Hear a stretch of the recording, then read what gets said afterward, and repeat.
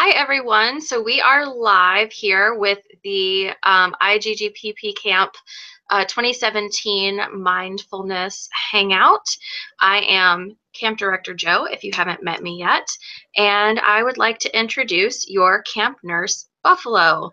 This is Cara, and she is going to be facilitating this chat. Please feel free to ask questions in the live chat on the side or tweet at us. You can either tweet at the camp account, which is at IGGPPCamp. So IGGPPCamp.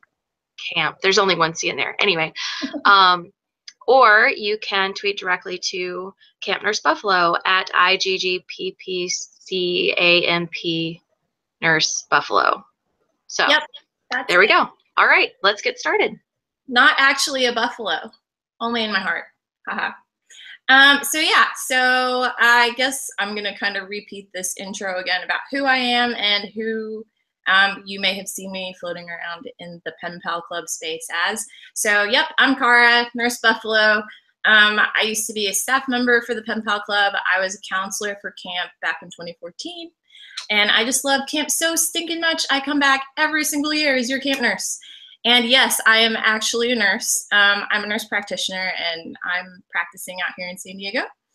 And today we're going to talk about mindfulness. And so it's not really, I'm not going to talk about it like clinically because that's boring. This is meant to be more of like a laid back chat where I kind of tell you about the basics of mindfulness and then infuse my personal perspective into it. I feel like it's a lot easier to understand like therapy tools when people explain how they use them, not just talk about it like esoterically as just this really vague concept. So as Joanna was saying, or I guess she's Camp Director Joe, if you have any questions, there should be like a live chat going right now, right next to this video of me. So drop your questions in there and then they will make it to me. So feel free to ask them at any point in the talk. And then I will answer them as they come up. So why are we talking about mindfulness today? Camp this year, and I think I might have some friends who are not part of camp who might be watching this. So IGGPPCamp is basically, we've got a Pen Pal Club community, and every year we kind of have this special event where we all come together and celebrate Pen Pal Club and do fun summer camp things. And so this year's summer camp focus is self-care. And so mindfulness is just another way that you can take care of yourself. So like when you think self-care, you think like making sure that you're exercising, making sure that you're getting outside, drinking water, eating good food. But the other thing that you need to think about is what are you doing to take care of your mental and emotional health? So mindfulness is one simple way that you can do that. And please note, I say simple, not easy. It's not necessarily easy, but I say it's simple in that you don't have to buy anything. You don't have to spend a whole ton of time doing it. You do have to practice, but you don't have to it doesn't take outside resources. It's something you can incorporate into your day just with yourself and with your mind. And so mindfulness is a technique to develop kind of like a healthier mindset.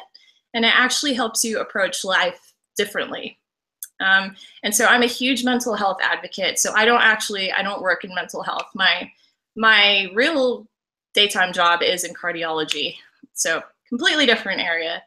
But despite it not being like my specialty of where I'm working, I'm always about being an advocate, kind of challenging that stigma that people have surrounding mental health, and that kind of keeps people from speaking up about it or seeking help for it.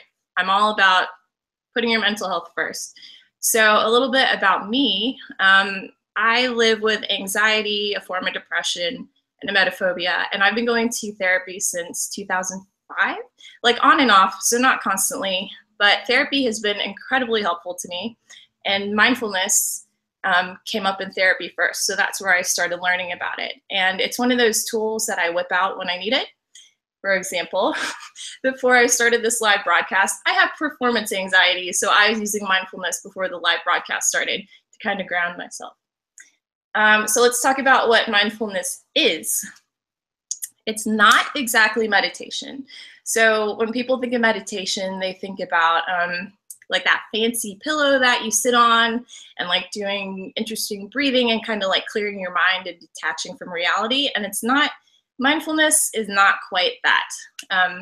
Mindfulness is more of a practice that you can use to, this sounds so vague, but use it to experience your world differently. So there's a website called Mindful NYU, and they describe mindfulness as an intentional present moment awareness of your thoughts, your feelings, your sensations, and your surroundings without judgment. So it's kind of like stuff is happening to you, but instead of reacting to it or judging it, you're just kind of letting it wash over you. So I have a classmate, his name is Michael Zawaroff, and he is a psych mental health nurse practitioner. And he has this wonderful, it's like a PDF where he talks about mindfulness. And we'll talk about it at the end of the broadcast, but I'm gonna post a blog post where I link to that. So I would encourage you guys all to read it. But I really like this one section where he kind of uses the sky as a metaphor for your mind. So if you think about it, so like look out your window, you see the sky, it's wide open. From day to day, you've got clouds and you've got weather coming and going through it. So one day you'll wake up, it'll be sunny, the next day it'll be rainy, and ultimately the sky itself is unaffected. So the sky is always there, no matter what's rolling through it. So there could be a huge thunderstorm rolling through it, and it doesn't affect the sky. It's just something that happens in the sky. So imagine yourself like on a plane and you're on the runway about to take off, and it's rainy and it's nasty, and you're thinking to yourself, oh my gosh, there's going to be so much turbulence as soon as we take off. So you're taking off in this plane, you're hitting the clouds, you're like flying through all the nasty weather, and then suddenly you pop out on top of the clouds and you're like, oh hey, it's blue up here, it's sunny up here, like all of that storminess is now under me because like we flew on top of it. So that's kind of like, it's kind of like a metaphor for what's going on in everybody's minds. So your mind is like that sky. So even if your present is full of turmoil, there's still part of you that's unaffected. And so that part of you is called the observing self. And it's not impacted by the content of what's happening around you. So like, again, that's your emotions, your thoughts, your senses. Those are like clouds. And your observing self is always there, and it's not affected by whatever's going on to you. And everyone has it, or else you wouldn't be alive, because you wouldn't be able to process things and you'd kind of just shut down. So I guess my big picture here is that you're not your feelings and your thoughts. And I remember my reaction to first hearing this. Man, it was probably like 10 years ago, the first time a therapist mentioned this to me. I was like, what the heck are you talking about? How am I not my thoughts and my feelings? Because like that's how I function and it's what I do. But the more you practice mindfulness, the more you can realize that like, oh yeah, you're right. Like this anger that I have because somebody cut me off on the freeway or something like that. It's just a thing, and it comes and it goes, but ultimately I am not impacted. And mindfulness helps you kind of separate yourself so that you can let things wash over you instead of kind of, I guess, building up and becoming this harder thing to deal with. So you're more than the feelings and the thoughts that you are currently having. There's part of you that can just experience things without judging it. So mindfulness originated about 2,600 years ago in Eastern culture, but it's existed in many different forms over time. And now that we've got modern scientific studies and stuff going on about it, it's been shown to reduce stress, it prevents depression, and it can increase your overall quality of life. So that kind of leads into like why you should practice mindfulness. So sometimes people hear everything I've just described to you and think like, oh my gosh, if I do this, it's going to turn me into a zombie. I'm going to become apathetic. I'm not going to care about stuff. Maybe it will change my personality. And honestly, no, it won't. It might change the way you handle an emotion. So like if you're feeling anxiety, for example, it might change the way that you respond to it, but it's not going to change who you are ultimately. It's kind of just like awakening another mode of existing, I guess you could say. So I don't think anyone has any questions yet. I'm kind of just like throwing a whole bunch of info at you. But so somebody asked, is it similar to cognitive behavioral therapy? And I think that's dialectical behavior therapy. It kind of is. So if you're not familiar with CBT, I've actually never done DBT, only CBT.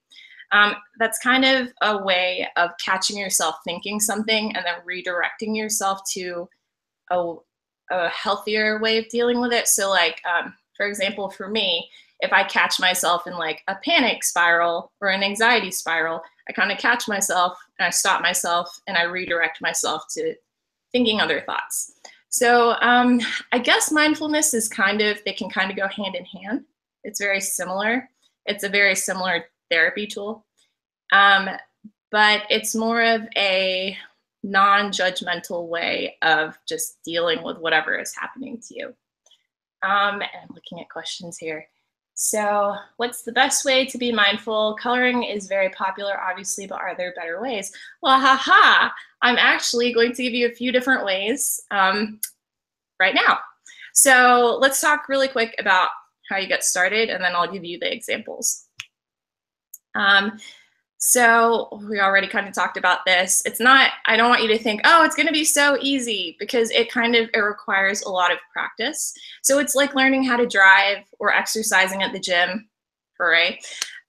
It just takes, you kind of have to build it into your day and then make it a routine. So there are studies that show that even as little as 10 minutes a day as a habit can make a huge difference in the way you're thinking and feeling.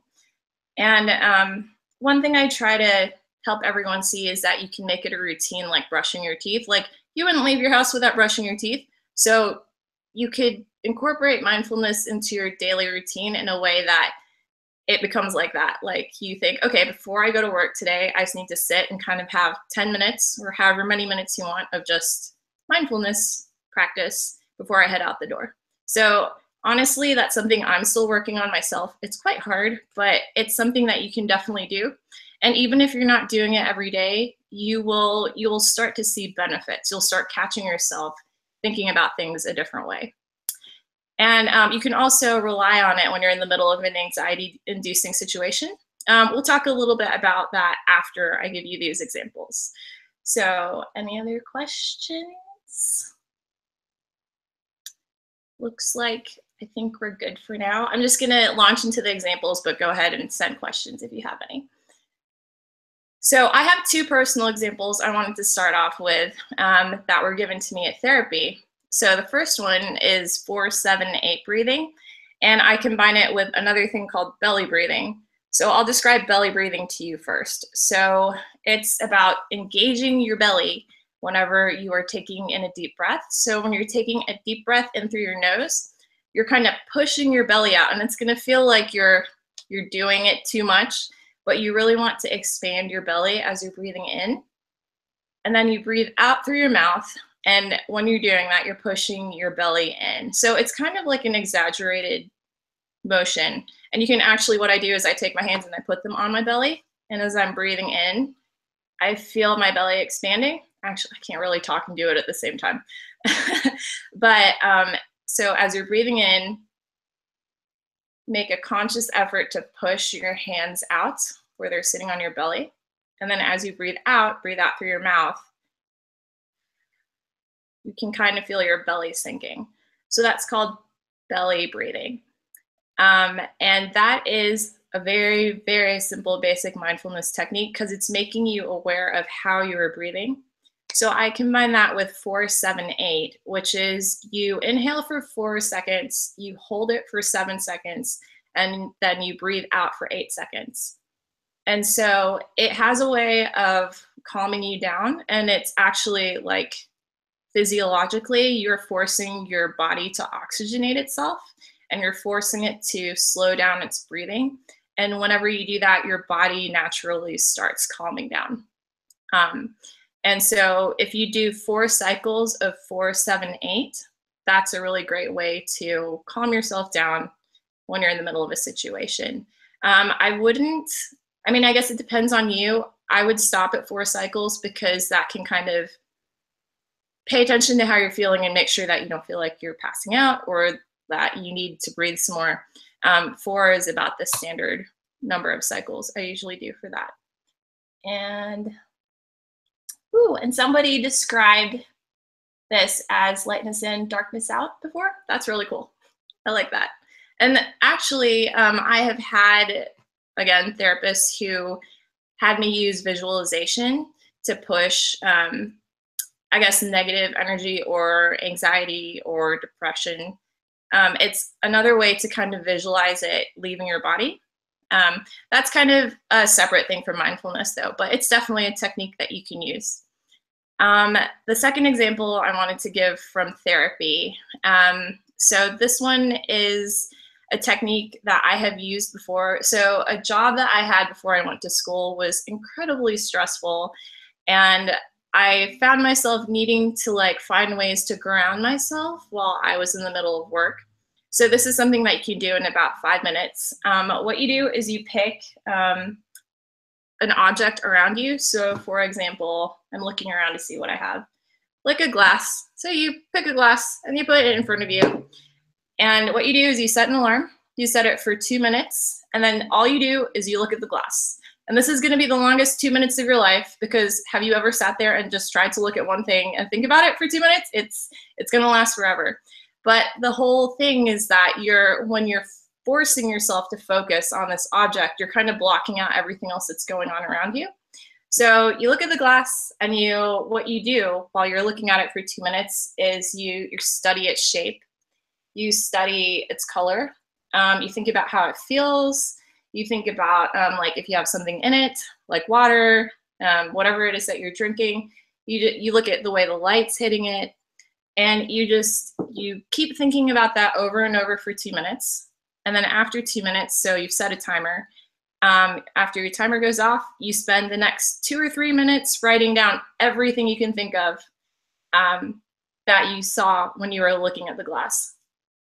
And this works best if you're writing it all out. So don't just sit there thinking about it, but actually physically get a pen and a piece of paper and start writing everything out. And it's just a way to redirect your thoughts away from the anxiety or frustration or whatever it is that you're feeling. And it's forcing you to be in the present, to look at something that's going on right there. And it's a way of training yourself to focus away from what you're feeling and what you're experiencing, and focus just on this simple object that's in front of you. And you can adjust that. So if you only want to do it for like a minute of looking and then a minute of writing. But what I found was that it was never enough to just spend 1 minute writing, because writing takes a long time. So it's a good practice to be actively thinking what it is that you're seeing and then writing it out. It's just very calming, and it'll help ground you. So let's see, we've had a few other things in the chat. So Zoe, or Zoe, sorry, not sure how to pronounce your name.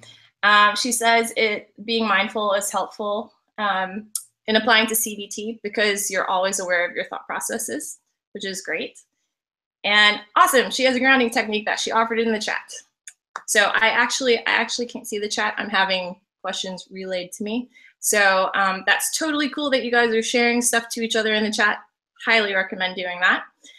I have one more example that I wanted to do, and this is actually a guided meditation, or I guess it's a guided mindfulness practice. So if you have a second, I'll give everybody like a minute or two here if you want to do it with me. Just like close your door, or make sure that people aren't gonna like walk into your room and disturb you.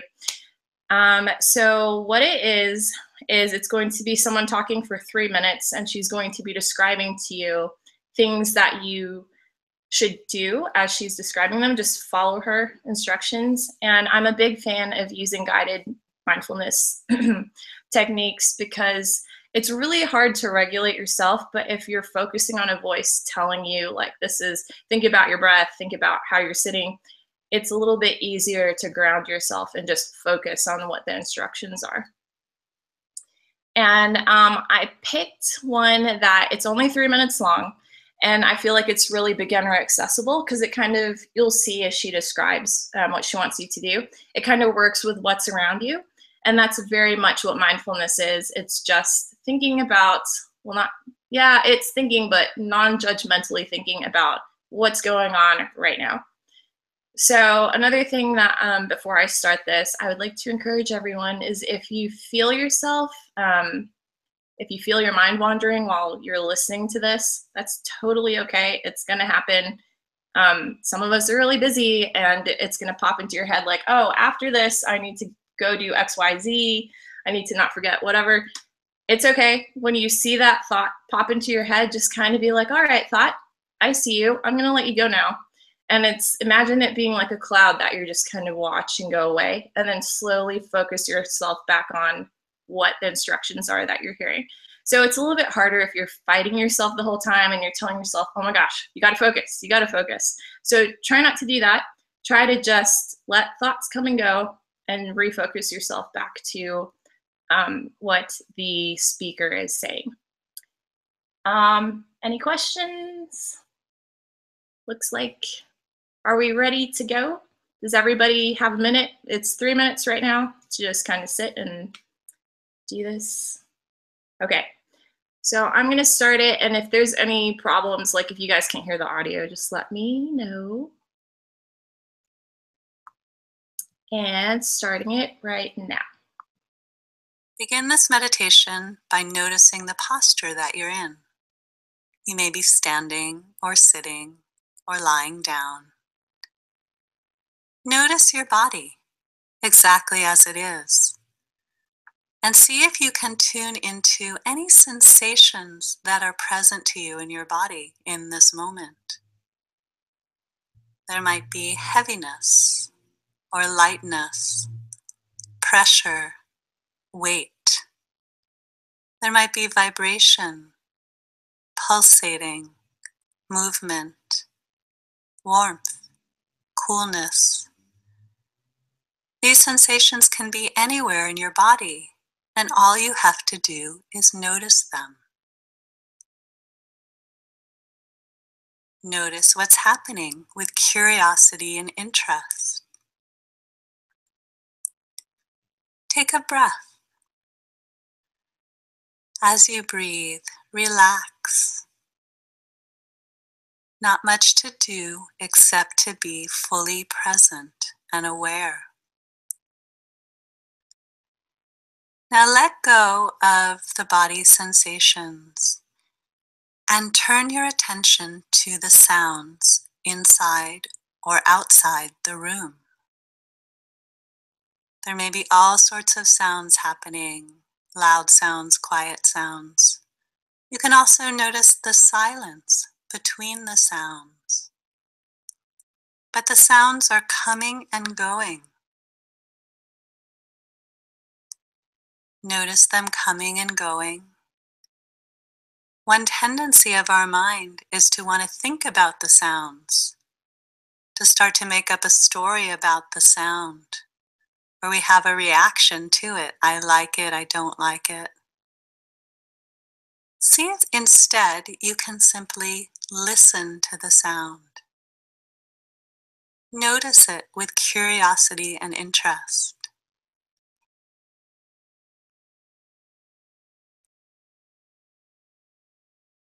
The sounds are coming and going.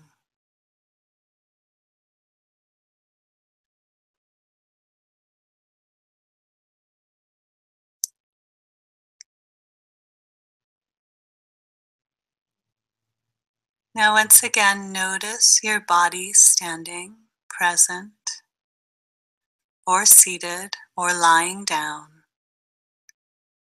Notice any body sensations that are obvious to you. Take another breath, soften, and when you're ready, you can open your eyes.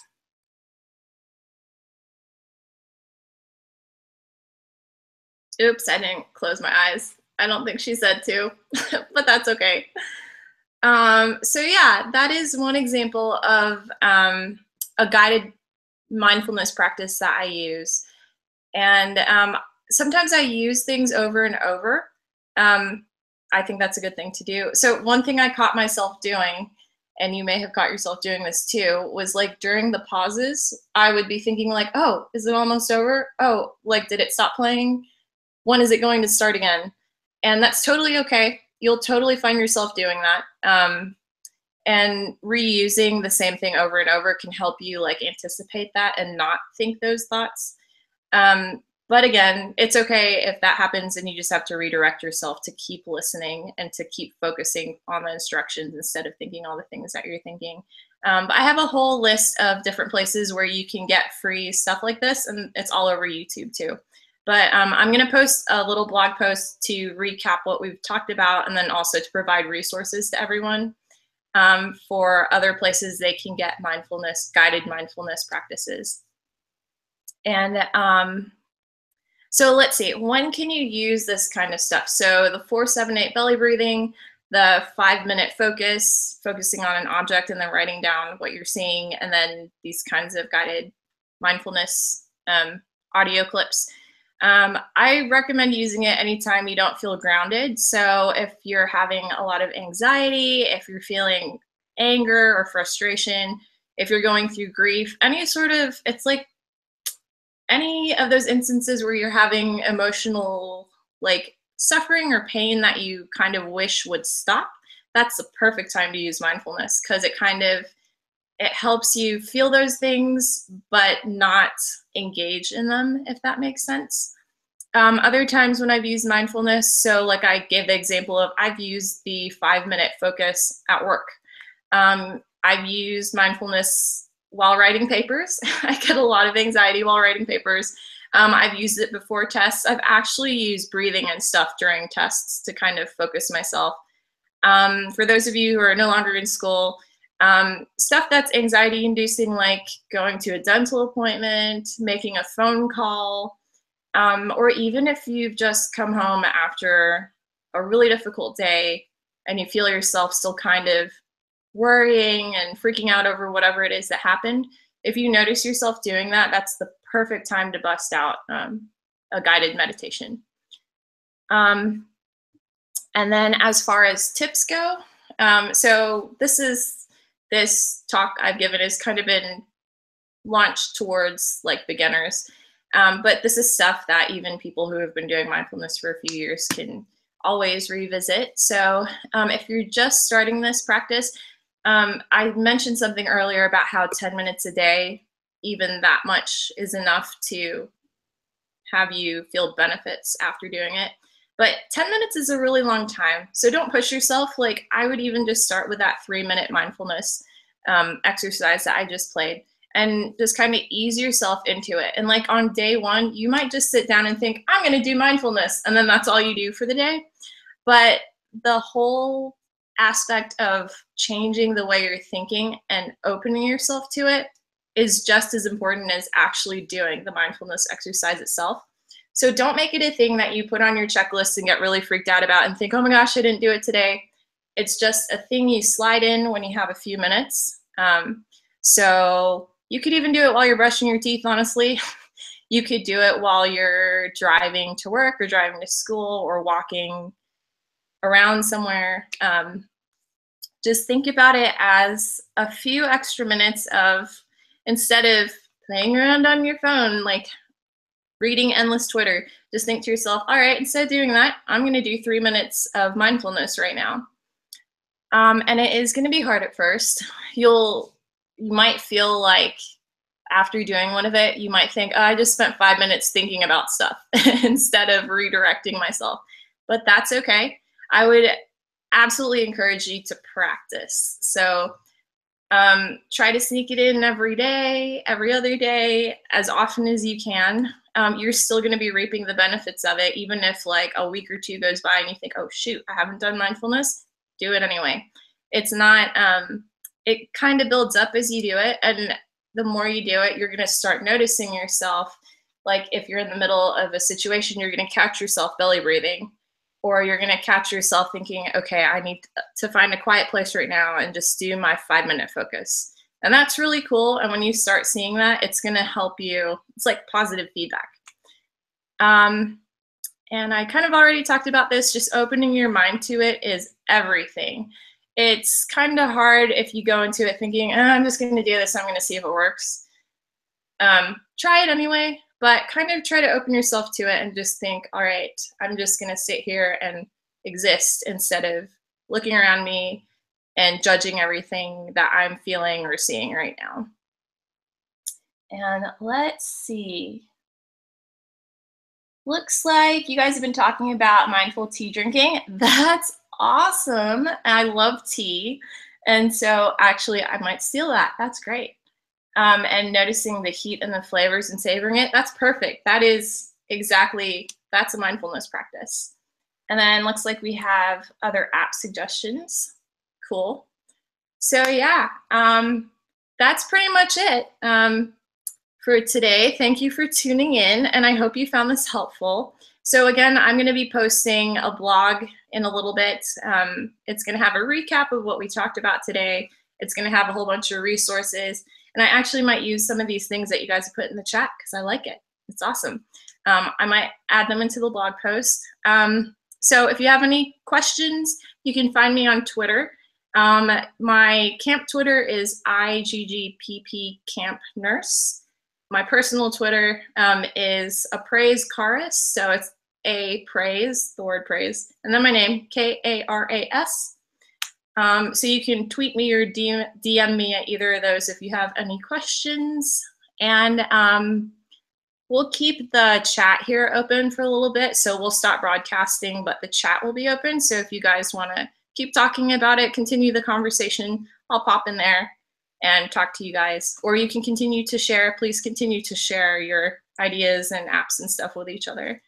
But yeah, thanks guys. This was awesome. And I hope that good luck with using mindfulness in your days. Thanks, Cara. This was fantastic. Yay. Great. We're going offline now. Go camp.